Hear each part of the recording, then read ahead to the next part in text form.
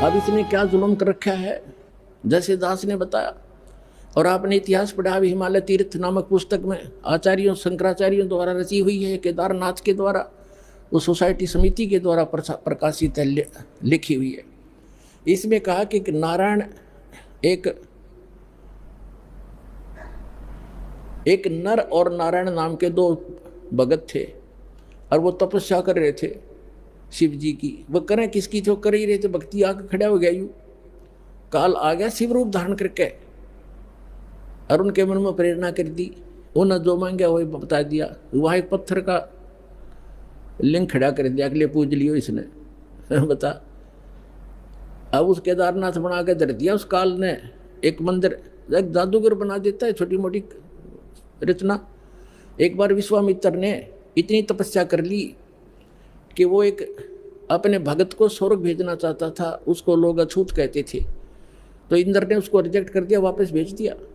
तब उसको पता चला तो उसने न्यारा स्वर्ग रचने की ठान ली और अपनी सिद्धि छोड़ने लगा। तभी इंद्र ने आके अक्षमा याचना की कि वहाँ झगड़ा हो जाएगा, दो दो स्वर्ग बनेंगे, हमारा जो है ना शांति भंग हो जाएगी, आप ऐसा ना करो। तो ये तो एक ऋषि कर देता है, छोटी मोटी कहानी। क्या इससे मोक्ष हो गया? एक पत्थर का टुकड़ा स्थापित कर दिया लिंग, और उसको कह दिया तुम इसने पूजने जाइयो। ये काल का जाल है, और यह आज आपके सामने भी हो रहा है। उसके बाद क्या हुआ, आगे कथा सुनाते हैं। ये कैसे छल करता है जीव के साथ। ये तो केदारनाथ की स्थापना आपने सुन ली कि नर और नारायण नाम के दो ऋषि भक्ति करें थे। यू आकर खड़ा हो गया काल के, मांगो क्या मांगते हो? उन्होंने क्या मांगा कि आप यहीं रही हो, पत्थर का एक। तो उसने पत्थर का लिंग बना दिया, किसी ने पूज लियो, और वो खिस गया। अब मारे जाओ माथा उस पत्थर में, पूजने जाओ उसको। अब आगे एक और अजब कहानी आपको सुनाते हैं हिमालय तीर्थ के अंदर, देखिएगा। ये है हिमालय तीर्थ, वो पुस्तक जो हिमालय तीर्थ है ये, और केदारनाथ की रचना। ये कहाँ से छपी है आपको पहले ये देखिएगा कहाँ छपी है। ये देखिएगा, जेपी नबूरी, उप मुख्य कार्यकारी, श्री बद्रीनाथ केदारनाथ मंदिर समिति, ये ट्रैक्स एंड टूर्स कोलकाता, ये यहाँ से छपी है। Himalaya Tirth, a book on pilgrims by JP Naburi. ये सारा रंजू चक्रवर्ती प्रकाशक हैं, 76A/1, Bama Chandray road, Calcutta. JP Naburi ग्रंथस्तव, मुद्रक हैं गिरी प्रिंट सर्विस, कलकत्ता। कीमत इतनी, ये सारा। अब इसके हम यहाँ आते हैं। अब यहाँ तक हम पढ़ चुके थे 18 पृष्ठ पे कि श्री नर और नारायण, श्री नर और नारायण ने भगवान शिव को प्रसन्न करने के लिए बड़ी कठिन तपस्या की। इस तपस्या से तीनों लोकों में उनकी चर्चा होने लगी, जिसकी सभी लोकों में प्रशंसा होने लगी। फलस्वरूप भगवान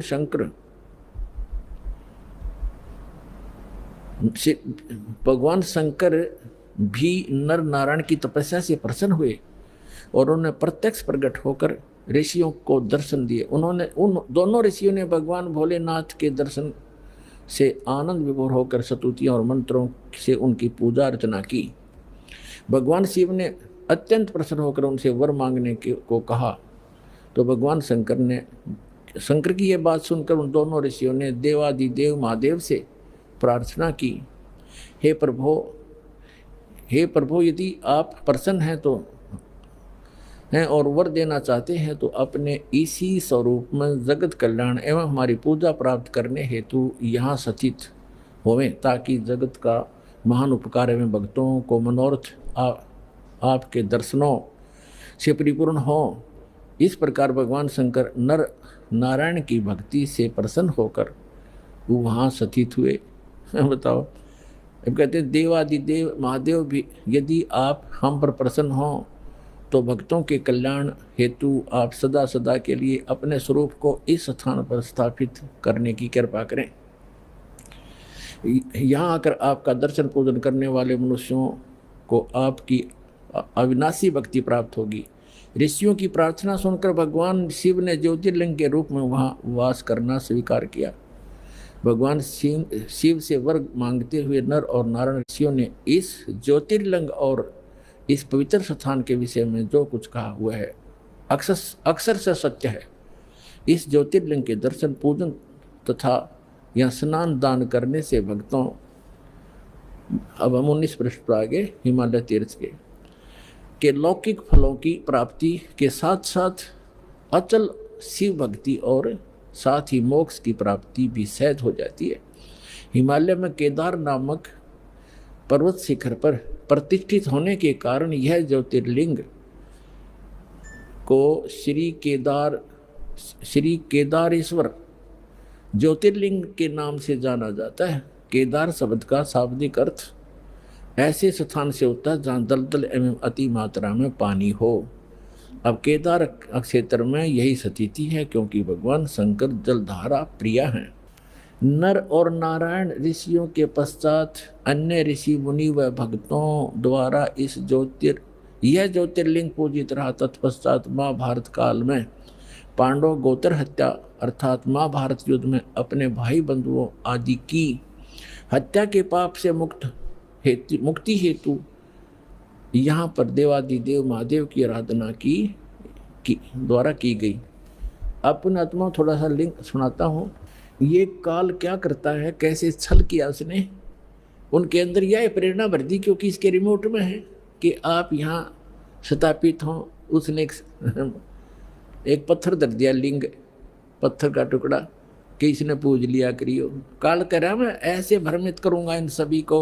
और इसमें यह भी प्रमाण दिया है कि वहाँ उसके दर्शन करने जाने वालों को लौकिक भी लाभ होगा इस लोक का, और उनके जो है उनको मोक्ष भी सहज प्राप्ति हो जाएगी। अब ये 15-20 हज़ार ने तो होगी मोक्ष प्राप्ति, वो मर गए बेचारे दब के दलदल में। तो पुण्यात्मा अब भी इतने जबरदस्त ठोकर लगी है मानव के, अब भी आंखें नहीं खुलेंगी तो आपने भांग घनी पी रखी है काल की। परमात्मा कहते हैं कबीर ये माया अटपटी, सब गठान अड़ी, और किस किस को समझाऊं या कुएं भांग पड़ी।